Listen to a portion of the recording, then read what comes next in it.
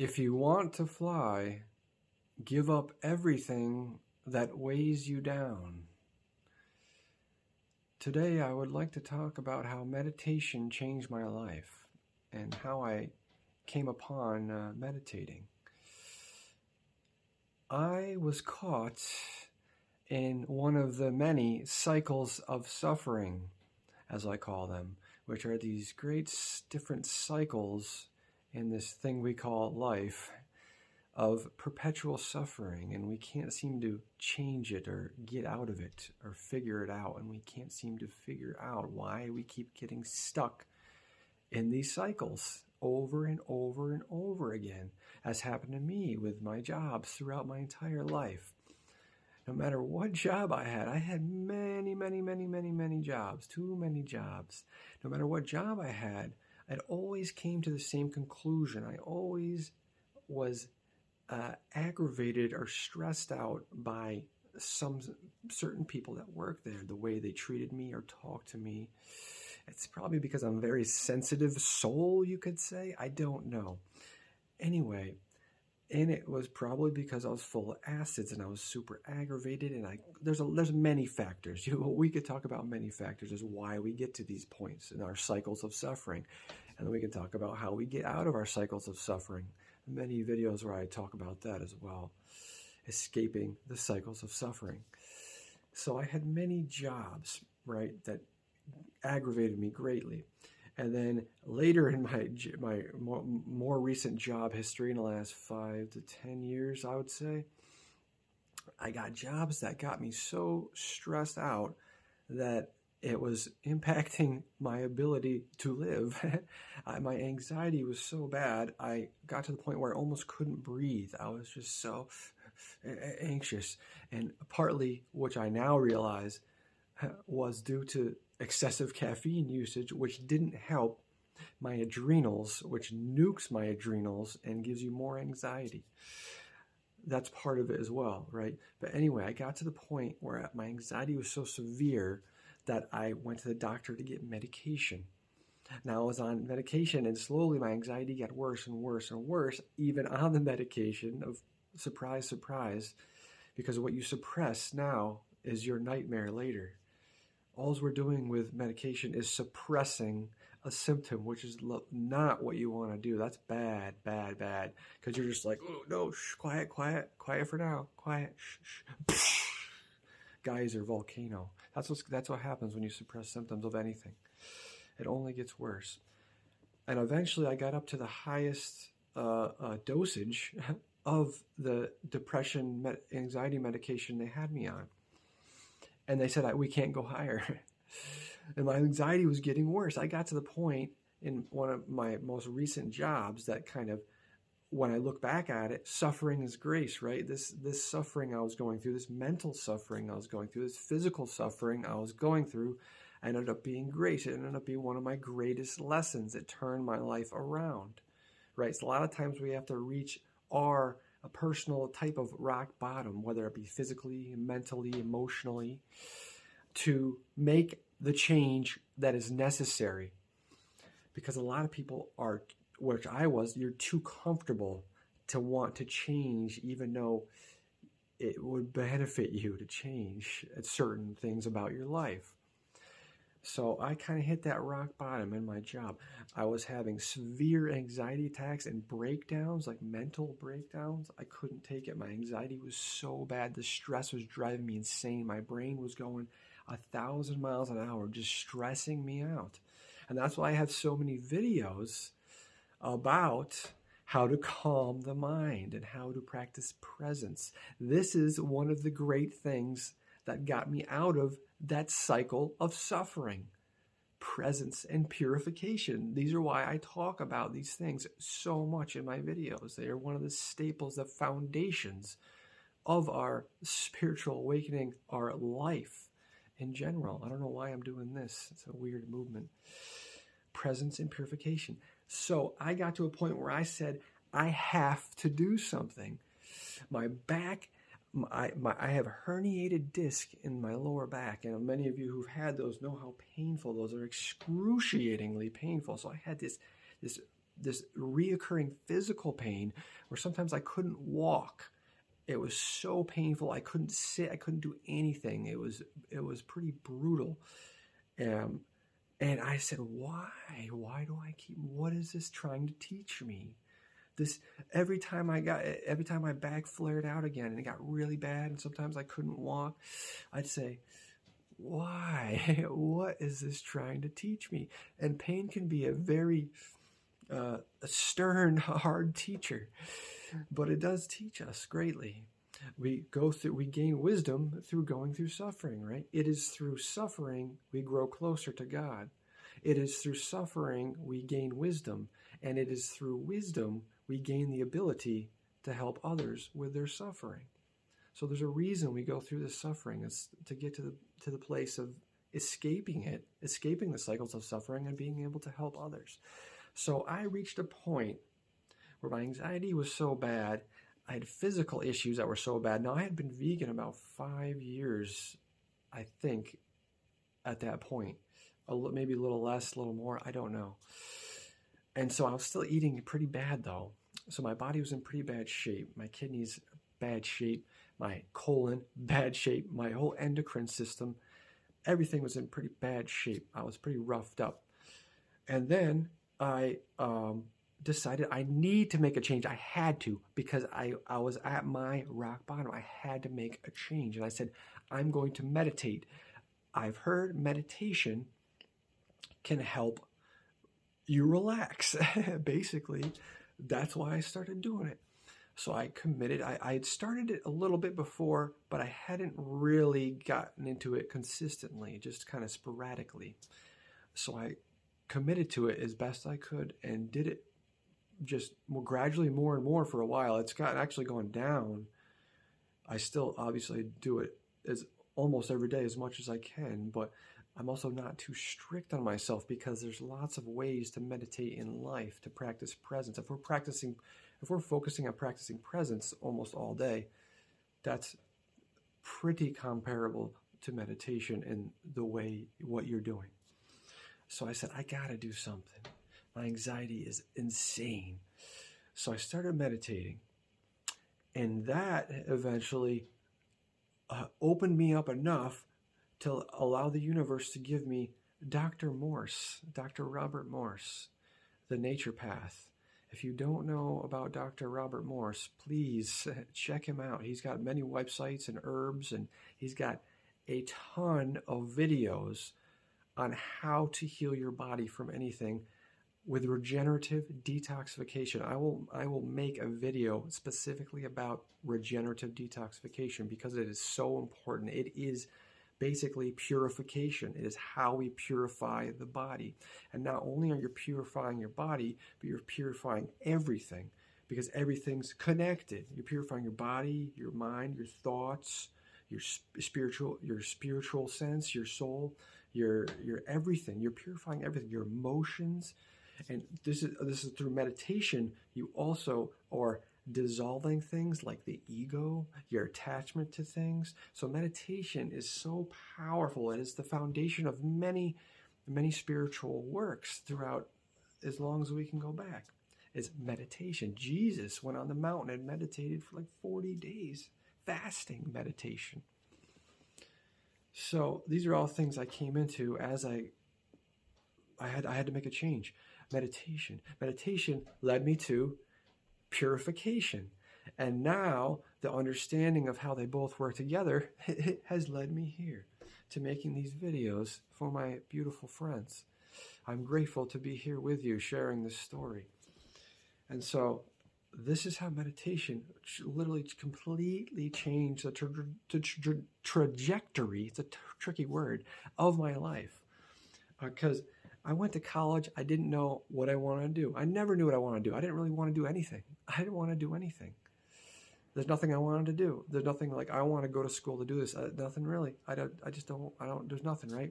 So I had no real goal at that point, or I was just going. I was just working, existing. A lot of it is just work, exist, watch your TV shows, whatever we do, right?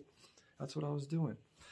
But after this opened me up, and this started my spiritual awakening, And now, have you seen any of my videos? Here we are. Here we are. I'm eating all fruit. I went from eating a standard American diet to eating all fruit. That is the trajectory I've kind of fallen on. And I've seen, because I've been doing this type of detoxification, purification, I've started to see how all these things connect. And I've experienced them in my life. That is why I'm sharing these videos. I'm basically trying to share my experience with all of these various teachings that we can relate to. And I can say I've used these teachings as a foundation for my life, and this is where it has got me. Like many things in the Tao Te Ching, and many works that state, the Bhagavad Gita and the Ramayana, and learning about Dharma, and the Upanishads are fantastic, and about the Atman and the Brahman. Learning about all these things. So this opened me up. Great. This is all because of meditation. I was at the exact moment in my journey, because we could all only do one thing, when that was supposed to happen. It was never supposed to happen earlier. So we can get caught in the trap of saying, oh, that person, when they were 10 years old, had their Kundalini awakening, or whatever it is. And we say, oh man, I wish I had mine like 10 years earlier. I used to do that. Now it's no, exactly. It couldn't have happened at a different time, because it happens exactly in divine timing. Everything does. Everything does. Our story, our experiences, the suffering we go through before we figure out how to get out of them, right? This cycle of suffering. This is a great cycle of suffering for many people. Stressful work environments, stressful coworkers. Let's talk about stressful coworkers. This was a big revelation for me after I started meditating. I've always had bosses and coworkers that were stressful to me in the way they treated people. And it stressed me and aggravated me greatly. So, because I was taking it too personally. It stressed me out, got me super stressed out and anxious. And meditation through presence taught me to start letting it go. And it taught me that to realize that people are just projections of their inner state. You're not really talking to you're talking to your inner state, basically. That's the level we can talk at, is the level of our inner state. So if someone is nasty to us, let's say, we're just using a descriptive word. We don't have to say it's good or bad. Let's just say nasty to us. And we take it personally. You know what I mean? When someone's nasty to us, why are they nasty to us? That's not because of you. Someone's not mean to you because they can react. If you do something, if you punch them in the stomach, they're not going to be mean to you. They're just going to react in how you treat them. But if someone's just nasty in general to you, they have a lot of acids in their body. That's just how it works. And they have a lot of they don't have a lot of self-love. You know what I mean? They really don't like themselves. They got a lot of mental traps they're caught in. You know what I mean? They got a lot of maybe guilt. There's a lot of suffering in these people, which is why the greatest thing we can do for people who are stuck in various different cycles of suffering is unconditional love. Is realize that when they're just projecting their inner state on us, that has nothing to do with us. We can just smile and nod no matter how they're talking to us, because we're all just actors in a play anyway. We're all just nature running off. We're all just karma running off. So it doesn't even matter. So what I like to do, it's funny, in situations that would previously be stressful to me, a lot of times now when I'm out in public and I see this ridiculous situation, somebody yelling, two people yelling like they're about to fight, like right in front of me and in front of a store. I'm not going to name any stores. I don't want to start that. I just laugh. Or just ridiculous situations, I just laugh out loud. I think it's hilarious. It's just all part of the game. It's all part of the show. This is always going to happen. They're just watching a movie. I think it's hilarious. So if you're stuck in something and you're taking it really seriously and it's stressing you out, just laugh about it. Just laugh. This play is ridiculous. That we're in. So going back to how meditation changed my life. It helped me get off pharmaceuticals. Meditation helped me get off of pharmaceuticals. I got to the point with meditation and improving my diet where I said, I think I can not take these pills anymore. And I started to learn about like what the effect they had on me. And obviously I was eating better. I just didn't want to take them. I was still on them, but I really didn't want to take them. And I was trying to eat better. I'm trying to eat more raw, learning about all that, the raw foods. I wasn't eating perfect. It took me a long time to get to eating fruits. That's another video, transition video. And so I just got off of them. Sometimes you need to go off your medication slow. You need to make sure you check on that. Don't just get off your medication, please. You might have to titrate off it, I believe it's called. For me, I just got off it, and I had some pretty bad side effects for a couple months from getting off of it. My head was going crazy, like just like swimming and all kinds of stuff, get lightheaded. But anyway, this is how we do this. This when all these people that are stuck on antidepressants and antipsychotics and things like this, we need to show them the appropriate way to get off of them, to not need them before you try to yank it out from under them, because that can obviously cause a lot of issues too. We need to show them how to balance themselves physically and mentally. That's one of the reasons I'm making this video, is to help us all balance ourselves. We need to show them how to eat correctly. We need to help them understand why we act in certain ways. It could be due to our chemistry. It could be due to imbalances, emotional imbalances, mental imbalances, things like this. So I got off my medication. I rose, if that's the right word, my vibration enough through just starting this process and trying my best at it. Obviously, it's far from perfect. It's not about being perfect. It's just committing your life to. I committed my life to this, to presence and purification.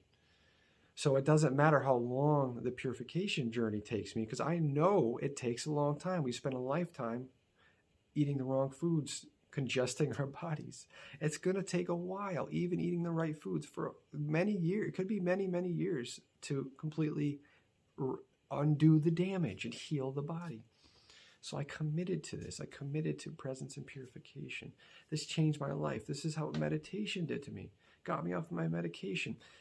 And I went from working a long cycle of suffering of these bad jobs where I was miserable. No matter what I was doing, I was suffering. I was anxiety and depression, and the stress was too great. I went from that to realizing why that was happening to me and stopping it. So I was at the same job that used to stress me out to the max. And I started reconstituting my mind through meditation. And I got to the point where it didn't really bother me as much. It slowly stopped bothering me as much. It was so strange. After I started meditating and eating better, it stopped bothering me as much. And I started trying to be more present. And I also used, I may mention, cannabis was helpful to me along with these other things, with meditation. Now, I'm not saying to use that or not to use it. That's up to you. If you don't feel like you need it, don't use it. If you don't want to use it, don't. Yeah, it's completely personal. But that's something that also helped me, and that also may have tweaked my consciousness a bit. So this is how my life changed drastically. And now my focus of life is presence and purification, and trying my best to be the example through living what I'm talking about. That is why I have so many videos, and I could keep making them. I'm making far too many. I apologize. But I'm just getting them out there so they're there when people need them. That's why I can talk so extensively about so many different subjects, because this is not something I've pre-written. This is not just something I'm recycling what I've read. I'm trying to share my experience with them. So again, I just thought that was an important point. So this has had a profound impact on my life and my relation to the universe, my relationship to God, my relationship to everyone, how I see my perspective has gone from here right? Maybe 10 years ago to like here. The way I view things, my mind is much more peaceful. I've removed over the last 5 to 10 years, I've gradually been able to recognize and remove the aggravators, things that were aggravating me. There's still little ones, you just from a part of life that you're trying your best to work on the little ones now. You got some of the bigger ones. I've been able to remove those and try my best to facilitate a peaceful state, an overall state, by removing things like I don't watch TV or movies. I made a video about that as well. Or play video games. Or I don't look at the news. I catch, you catch tidbits here and there, but I try not to look at this stuff. I try my best to not scroll on social media. These things I've found over my experience have been aggravators for me. Even a little bit of these things can be an aggravator for me as we're trying to save as much energy as possible toward rebalancing ourselves physically, mentally, spiritually, emotionally.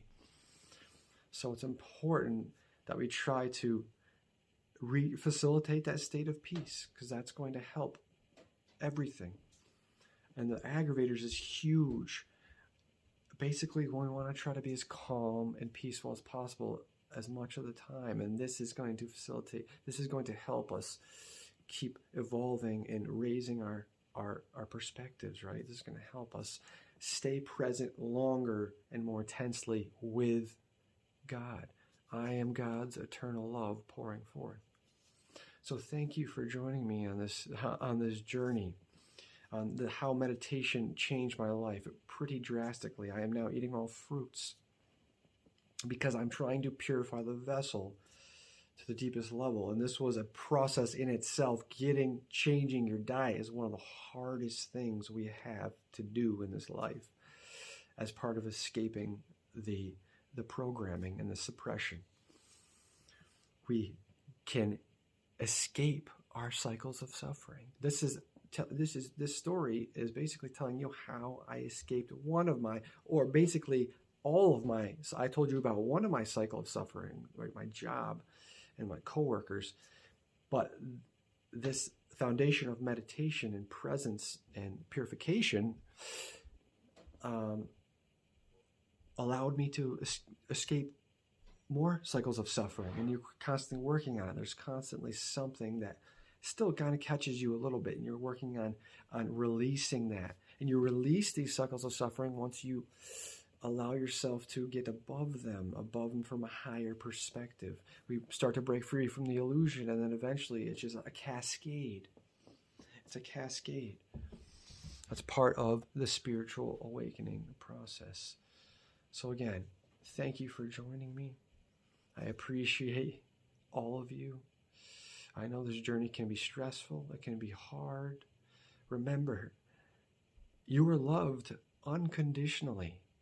And remember, no matter what you do or what you've done in the past, you were always going to do that. And that was the only thing you could have ever done. That was the only decision you could have ever made. So it's okay. It's okay. We are just nature running off. We are just karma running off. It's a play. We are the loving observers. So you don't need to judge yourself. You don't need to hold anything against yourself. We can forgive ourselves instantly. Forgive ourselves instantly by taking the higher perspective of, I am the loving observer. I am not the actor. This can free our minds from many things and allow us to facilitate a state of peace in the divine present moment where everything's perfect. No matter what we're doing, it's perfect. Just always keep God's love in your mind and your heart. And everything will be divine. Namaste.